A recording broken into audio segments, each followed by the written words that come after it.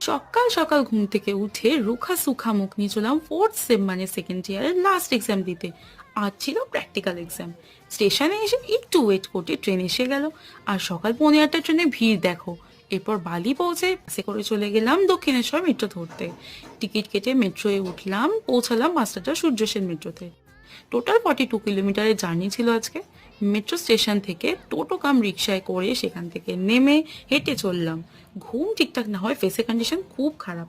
Finally exam সেন্টারে এসে গেলাম, শুরু হলো লাস্ট মিনিট প্রিপারেশন। সবারই চোখে মুখে ভয়টা স্পষ্ট। আর আমাদের এক্সাম হল, একটানা 6 আওয়ার্স এক্সাম দিলাম আর এক্সাম খুবই ভালো হয়েছে। সবাই ভীষণ খুশি, আর সেই খুশি দেখেই নামলো ঝমঝমিয়ে বৃষ্টি।